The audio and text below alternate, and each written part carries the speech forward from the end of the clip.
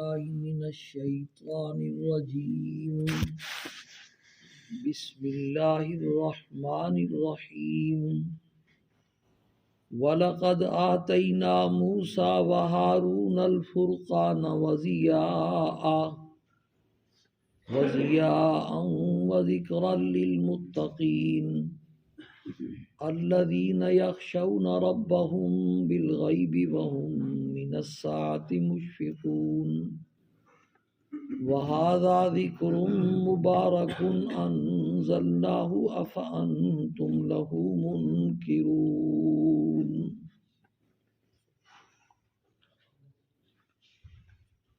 قیامت والے مضمون پر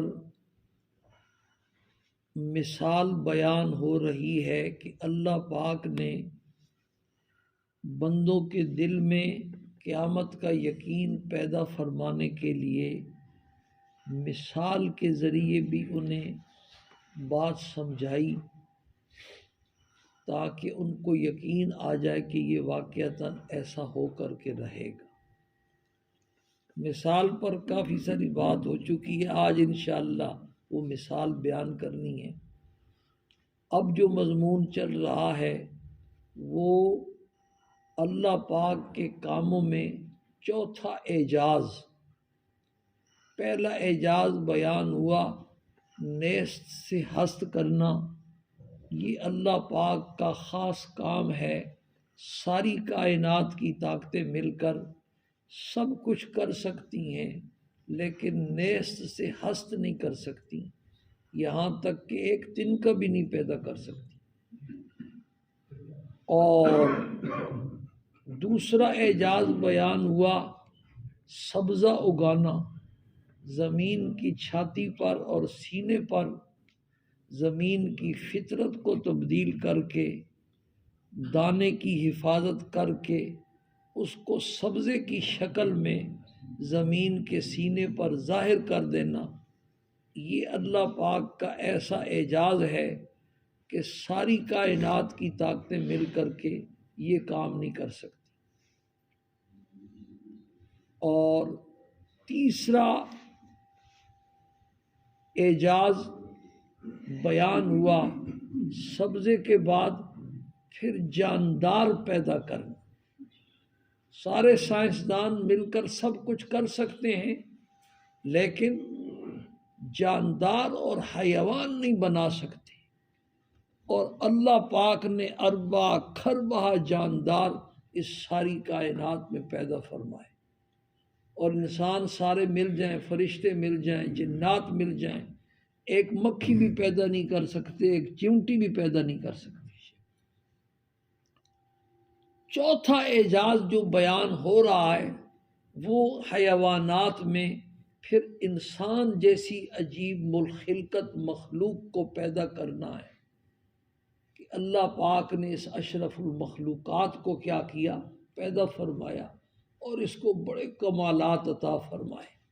ویسے تو انسان کے کمالات بے شمار ہیں لیکن میں آپ کو سمجھانے کے لیے ان میں سے 4 بیان کر رہا تھا، 3 بیان ہو چکے ہیں۔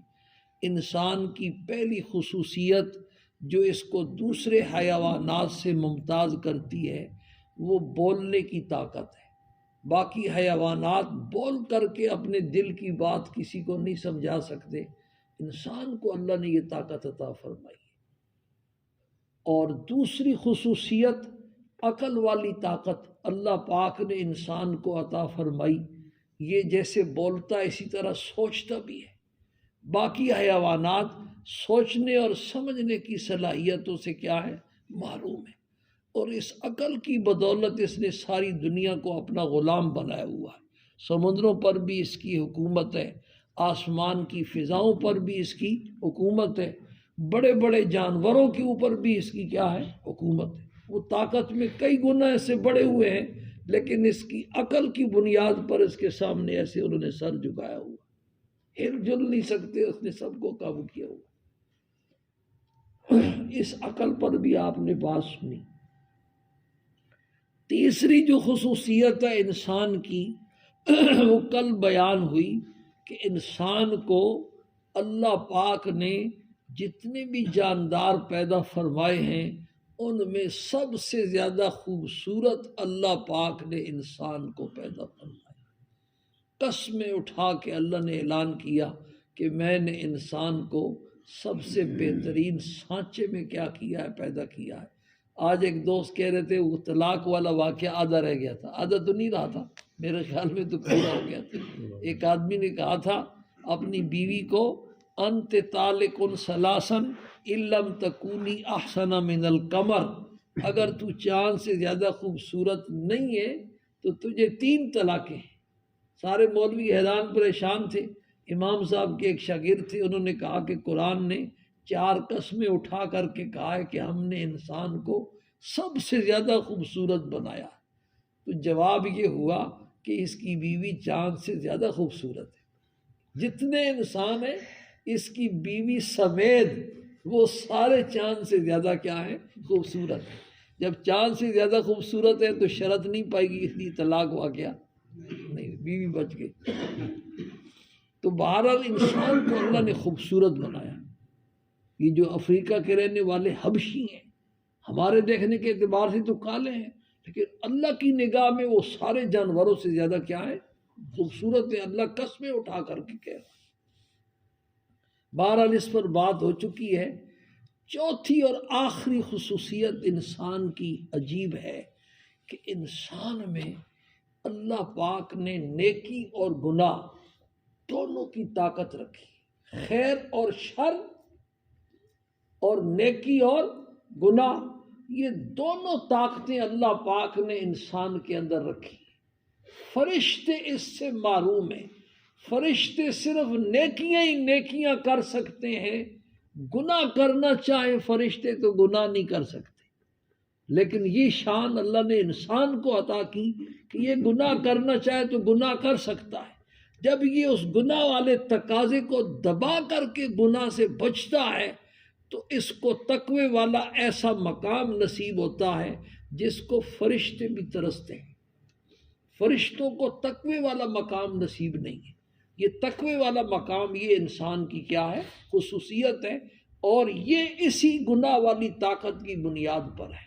اگر گناہ کی طاقت نہ ہوتی تو یہ گناہ والی طاقت کو نہ دباتا یہ تقوی والا مقام۔ پھر جس میں جتنی طاقت گناہ کی ہوتی ہے اس کا تقوی اتنا اعلیٰ درجے کا ہوتا ہے۔ اس لیے کہتے ہیں جوانوں کا تقوی بوڑھوں کے مقابلے میں اعلیٰ ہے۔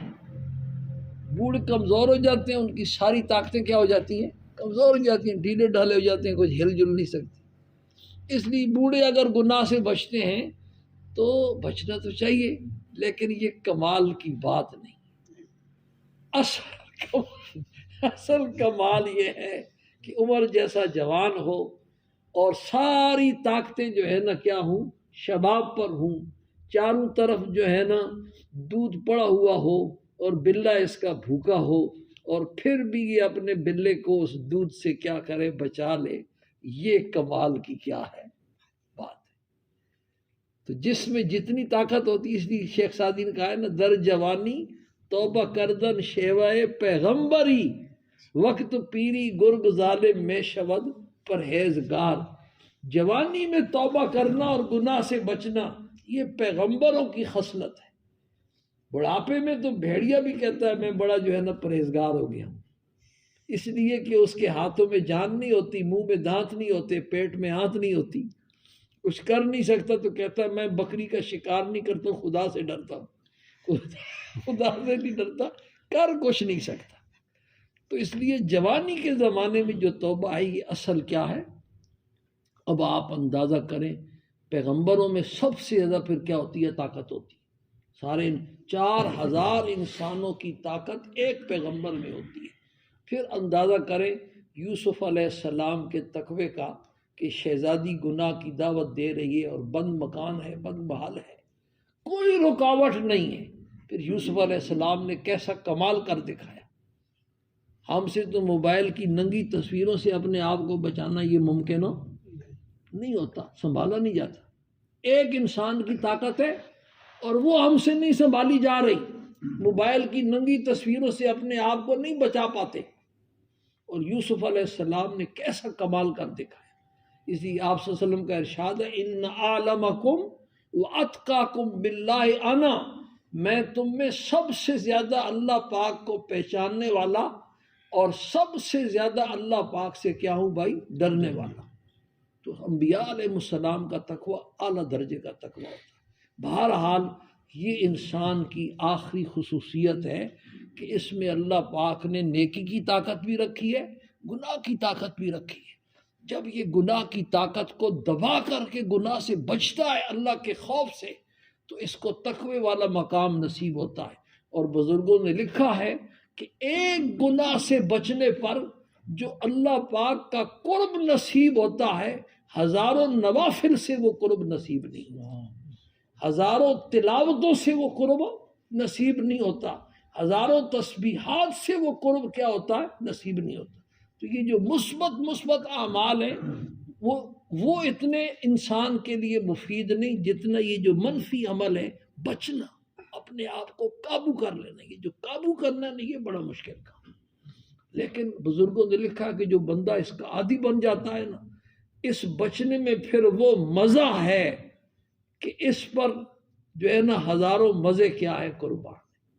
جب بندہ اللہ پاک کے خوف سے اپنی اس گناہ والی طاقت کو قابو کر کے گناہ سے بچتا ہے، تو اس کو ایمان کی ایسی حلاوت، ایسی مٹھاس نصیب ہوتی ہے۔ حدیث کا مضمون ہے، جس نے اپنی نگاہ کو میرے خوف کی وجہ سے غلط جگہ پر ڈالنے سے کیا کر لیا، بچا لیا، میں اس کے بدلے میں اس کو ایسا ایمان عطا کروں گا جس کی وہ مٹھاس کیا کرے گا، محسوس کرے گا۔ ایسی مٹھاس محسوس ہوتی ہے کہ جس پر ہزاروں مزے کیا ہیں، قربان ہو جاتے ہیں۔ تو یہ انسان کی چوتھی اور آخری کیا ہے بھائی، خصوصیت ہے۔ یہ ساری تمہیدی بات تھی۔ اب آخر میں مثال بیان کر کے پھر آج مضمون کو ختم کرتے ہیں۔ یہ 8واں طریقہ بیان ہو رہا ہے یقین کا، 9واں باقی ہے، وہ انشاءاللہ پھر بعد میں۔ مثال جو اللہ پاک نے قیامت کا مضمون سمجھانے کے لیے مختلف مقامات پر بیان کی ہے، اس میں آپ نے نباتات کا تذکرہ سنا، نیز سے حذف کرنا، یہ جمادات ہو گئے سارے، اور پھر سبزہ اگانا، یہ کیا ہو گئے، نباتات ہو گئے، پھر حیوانات ہو گئے، پھر کیا ہو گیا، انسان ہو گیا۔ تو جگہ جگہ اللہ نے قرآن پاک میں زمین کو دوبارہ زندہ کرنے کا بار بار کیا کیا، تذکرہ کیا کہ زمین مردہ ہو جاتی ہے، کھیتیاں خشک ہو جاتی ہیں، چورا چورا ہو کر کے طوفانوں سے، آندھیوں سے بکھر کر کے کہاں سے کہاں پہنچ جاتی ہیں۔ گندم کی جب کٹائی کا موسم ہوتا ہے تو آپ کبھی جب دیہاتوں میں جا کے کھیتوں کو دیکھیں، کھیت کیسے اجڑے ہوئے پڑے ہوتے ہیں۔ بعض تو پھر تھریشر سے کاٹتے ہیں نا، تو کاٹنے کے بعد آگ لگا دیتے ہیں، وہ ساری زمین بالکل خشک پڑی ہوتی ہے۔ پھر اس کے بعد اللہ پاک جو ہے ایک موسم بہار آتا ہے، پھر بارشیں برستی ہیں، بارشوں کے ذریعے اللہ پاک زمین کو دوبارہ جو ہے نا کیا کرتے ہیں، احیینا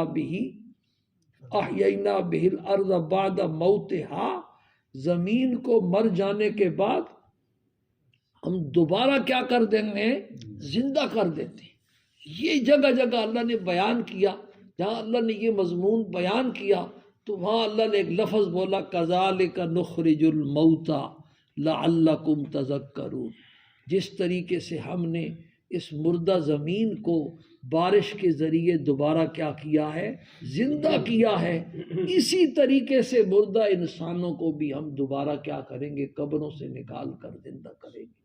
سورہ قاف میں فرمایا کذالک الخروج، پیچھے باغات کا تذکرہ ہے، کھجوروں کے پھلوں کا کیا ہے، تذکرہ ہے، جیسے ہم نے ان کھجوروں کو کیا کیا، پیدا کیا، کذالک الخروج، اسی طریقے سے بھائی قبروں سے بھی کیا کرنا ہوگا، نکلنا ہوگا۔ یہ زمین کی زندگی اس کے مردہ ہونے کے بعد یہ تو تم نے اپنی آنکھوں سے دیکھ لی ہے، اور کوئی عقل مند آدمی اس کا انکار نہیں کر سکتا۔ تو جیسے یہ 100% کیا ہے، برحق ہے، اور مردہ زمین کو زندہ کرنے پر ہم کیا ہیں، قادر ہیں، اسی طریقے سے ہم انسانوں کو دوبارہ زندہ کرنے پر بھی، قبروں سے نکالنے پر بھی کیا ہے، قادر۔ اللہ پاک ہمیں آخرت کا اسی طرح یقین نصیب فرمائے اور اس کے لیے تیاری کرنے کی توفیق نصیب فرمائے۔ یہ آیات چل رہی ہیں اور آخری وہ 9واں طریقہ باقی ہے۔ اب انشاءاللہ درس جو ہمارا درس چل رہا ہے یہ رمضان کے بعد ہوگا، اللہ پاک نے خیر کی۔